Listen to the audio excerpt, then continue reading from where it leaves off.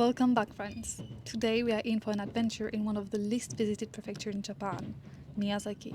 Situated on the east side of the Kyushu island, it is home to some little gems that are definitely worth a visit. Let's the adventure begin. Enjoy!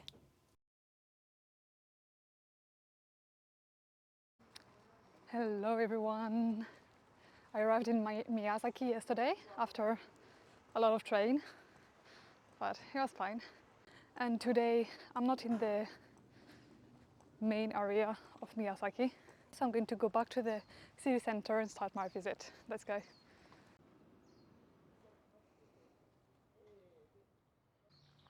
I'm in the park. I'm in the shrine. Well, there's a big park and I feel like there's like several shrines in it. There's two kind of entrance that looks really cool. So the first one and the other one. I think we're going to take the red one because I just feel like it and there's less people. Let's go inside the Tori gates. So the red gates. It looks so cool. I love it. So inside Miyazaki Jingu Shrine is enshrined the Emperor Jimmu, who is said to be the first emperor of Japan. When he was 45 years old, he went up north in order to peacefully rule over the country. He created the nation of Japan, who is now known as the Nara prefecture.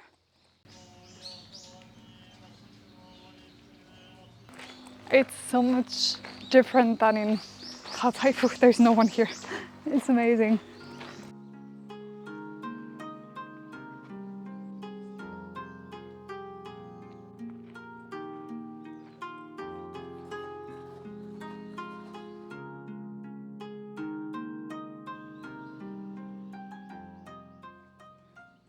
All the doors.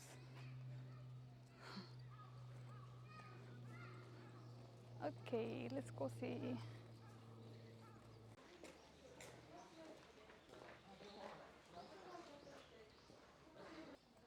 One of the things I'm pretty sure of is that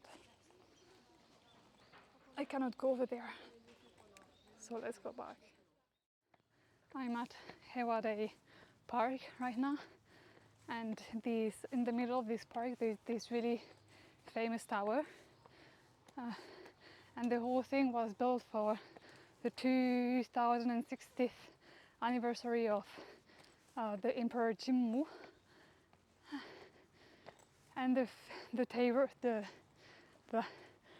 the tower is really famous because it was built with bricks coming from rocks more than bricks, coming from all over Asia. And there's this sentence in front of the tower which is written "United under one roof," which could be either a good meaning, as he wanted like peace for everyone, or not so good because of the history of Japan and imperialism and Japan wanting to rule over everyone. So yeah, there's both. It can be one of those two meanings. I don't know why, but this tower doesn't feel like Japan. You know what I mean? I was not expecting to see something looking like that in Japan, if that makes sense. And so it was built in 1940, and it is 37 meters tall. If you stand on that stone and clap your hand, you can hear ringing sound effect by the tower.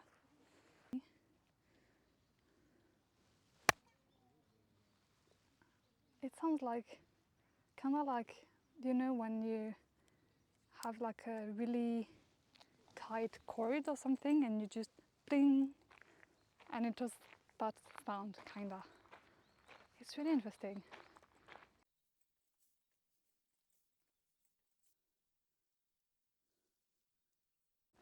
There's a higher scenic point. Well, there's a higher place where we can go. The tower construction involves 66,000 workers as well as volunteers and costed 670,000 yen, which is a ridiculous amount.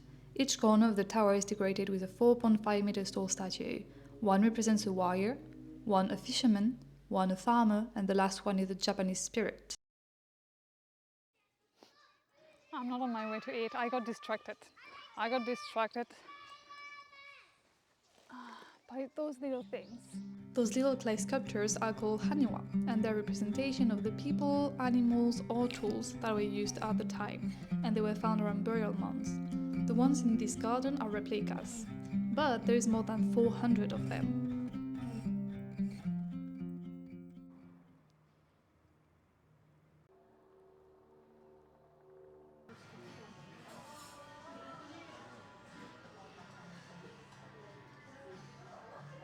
So I'm going to try to catch the next train to Aoshima and then go see a little island. I missed the train like an idiot, so now I'm taking the bus. It's taking a little bit more time than the train, but the sun is setting and it's absolutely beautiful.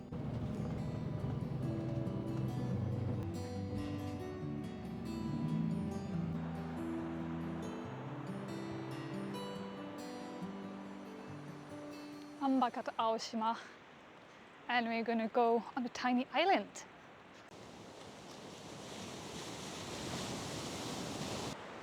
So there's this bridge to cross to go onto the island, and on the island there is a shrine.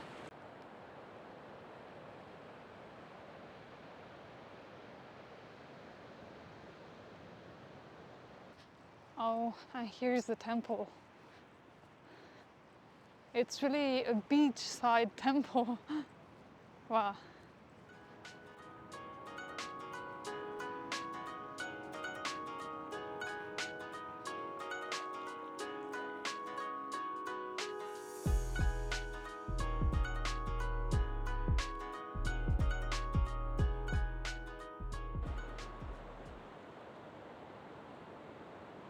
The light is getting better and better.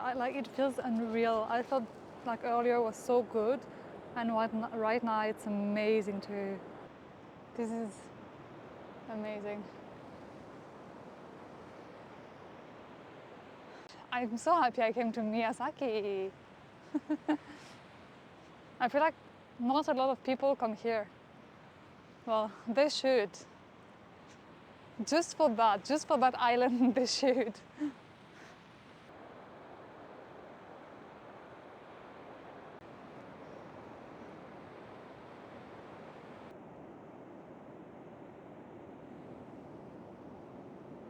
Even if it was for 30 seconds, it was really relaxing. I should head back to the hotel now. It's getting dark and I still need to buy some food for tonight.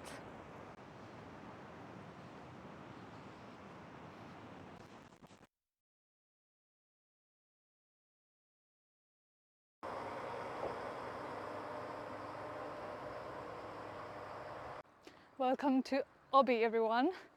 It's a little city that is, I would say, 1 hour away from Miyazaki center by train. It's a samurai city, so there is old houses and buildings that you can still visit today, so that's where I'm going. So you can either visit the places, so there is 7 places you can visit, but one of them is closed today, so 6 in total.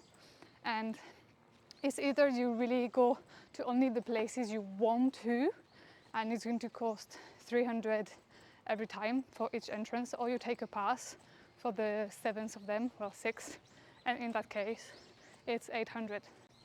So yeah, if you visit only 3, it's worth it to take the pass. So I would recommend it.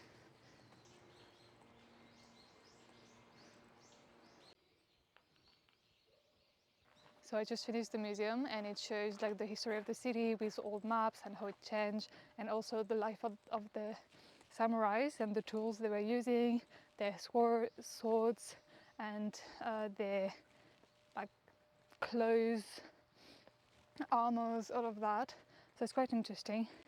The next place is Masuo no Maru. It was built in 1979. After visiting the museum, we went to visit a replica of a nobleman's residence from the Edo period. It was really interesting because we could walk around freely and explore the many rooms however we wanted. A particularity of this house was that it had its own sauna, a really rare feature. Contrary to modern houses, all Japanese houses didn't have a gutter, so when it was raining, the water was trickling directly from the roof to the ground, creating a really calming and relaxing sound. And now we're going to the next place, which is called Yoshokan. Woohoo! Yeah, that garden is really pretty.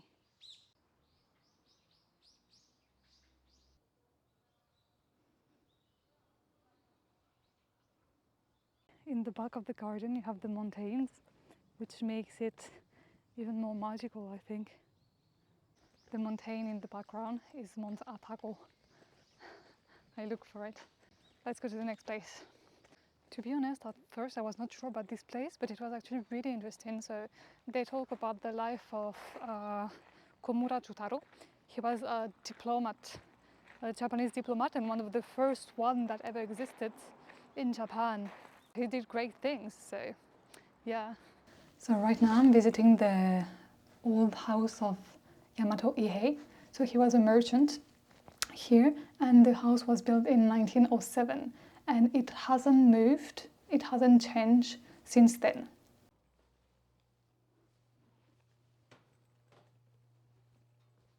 Only one last visit, and I have 20 minutes left, so it was perfect, the perfect amount of time to visit.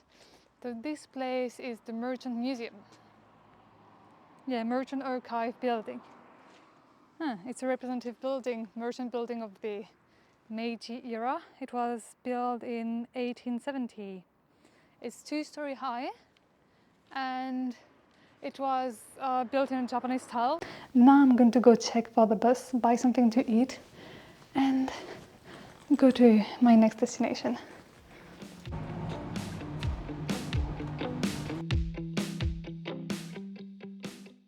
We are in Udo Shrine, well, almost. There's some big spiders. Yeah, I'm a bit confused about where we are on the map, but what I know is that we have to go up those stairs. Here. I'm sorry, but this is just so funny to me that we're in the middle of the mountain to go see a temple, and here you go. All of the drinks that you want. Just reached the Udo Shrine, and it's a really impressive shrine because it's like all painted red, bright red, and it's on the side of the cliff, so you can hear the sea. I love that sound. The sea just crashing on the rocks. It's amazing. And yeah, better than that, it's actually a temple that also is in the mountain. So inside kind of a cave.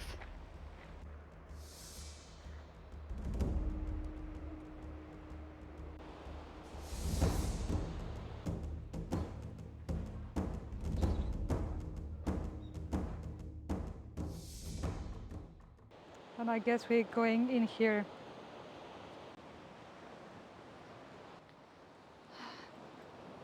We're even closer to the sea.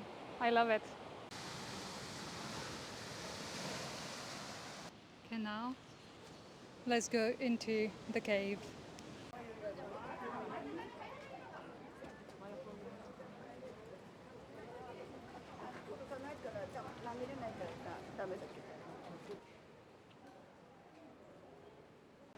So it is really in a cave. This the stairs we took earlier.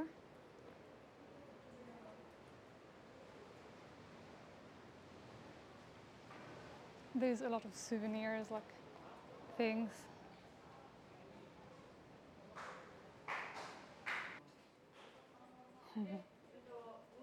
Oh, oh, that's cool.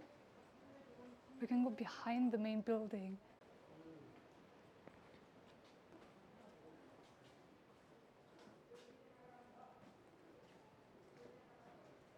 This shrine was actually so sick. I'm so happy I came. I've never seen a shrine quite like that before.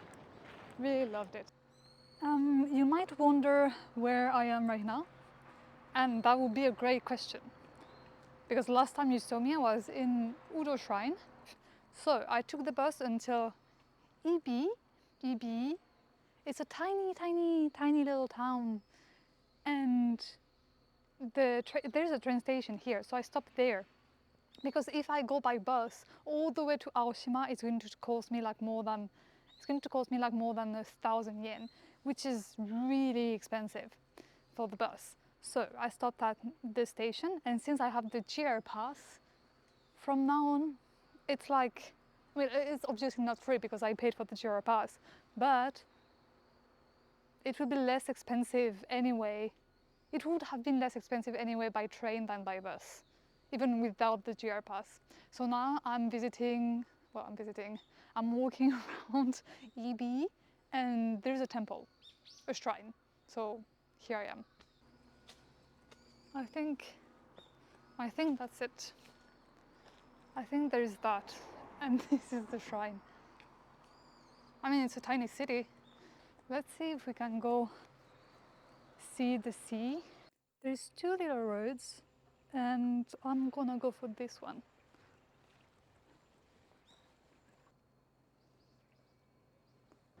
Oh, oh, oh. Guys.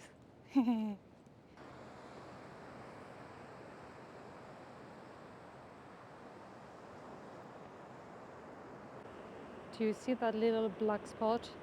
That's someone. Someone is surfing.